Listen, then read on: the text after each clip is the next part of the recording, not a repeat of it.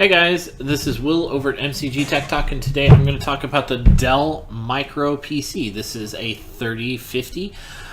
There's been quite a few iterations. This is one of their regular lines that they're going to start coming out with. I believe it started 3030, 3040, 3050. Now, this one has a i5 7500T with the Intel graphics of a 630. This is definitely a workstation. This is not a gaming computer. I don't think I've ever actually seen one of these at Micro Center, Fry's, Best Buy, Walmart, Target, or anything like that. This is probably something you can only purchase when you're going through their website. So, as it stands, you're going to find these in offices. So the gaming side is not going to be super big. I saw some benchmarks for the Intel 630, which seems to be that if you turn everything down to the lowest settings and lower the resolution like 1280 by 720, you might get some decent frame rates depending on the game. But more than likely, the only games you're really going to be able to play on this is crappy Facebook games and solitaire. This one came with the Windows 10, which is okay. I mean, obviously it's the newest version, so there's nothing really special about this. This is like really for Word, Excel, Outlook, some QuickBooks stuff and things like that. But since it is so tiny, it fits pretty much anywhere you can put it. You can probably sit on it if you wanted to. And this was the lock that just came in. But this little lock right here is actually the only thing holding this top panel on. And this was what I was going to talk about next. But this has 6 USB ports. It has 2 USB 3s in the front, 2 USBs in the back, and 2 USB 2s. This configuration contains a DisplayPort and an HDMI. This can also do VGA, which I don't know why you'd use VGA for this. DisplayPort. If this computer can go to 4K, then you should not be using VGA. But why don't we take a look at the inside of it and see what this thing's all about. I actually like taking these things apart because it's just a slide. Top comes off. Here it is, all naked. There's not much to it. It's probably got boards that are smaller than a lot of laptops that I see. This one has a 250 gig solid state drive. And to take it out, you squeeze here, and then you push up. But I gotta sit it down to do it, because you gotta get it just straight. There we go. It's pretty much toolless.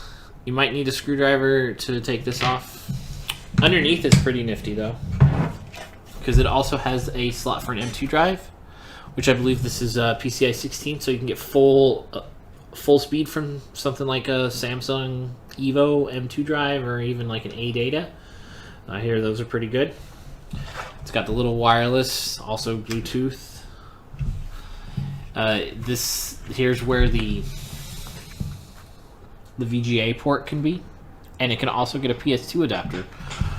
PS2 mouse combination port, but it'd feel really weird to plug that into something like this.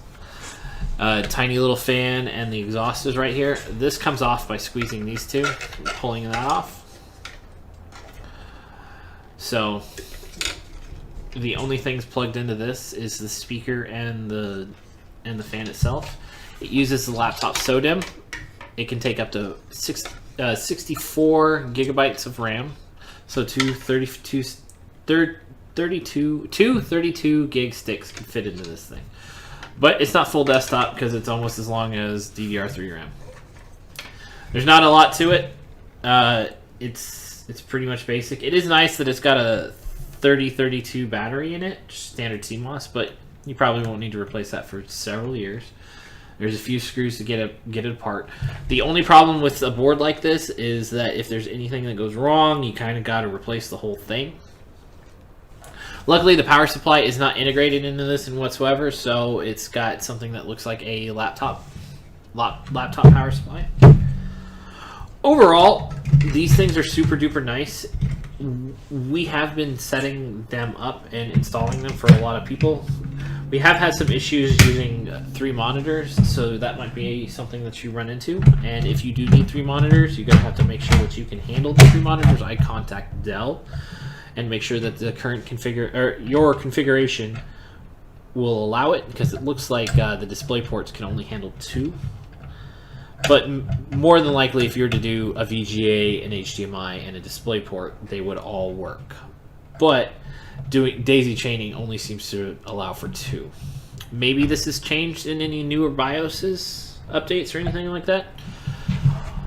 But it's not a super good gaming computer, so I don't really have a use for it. But I do use this in my office, or I did use this in my office from time to time, and there's quite a few other of my coworkers that do. And this can do pretty decently for Photoshop and things like that. If you are looking for a good computer that you need for your office, this is a pretty good investment, and I do recommend this for a desktop.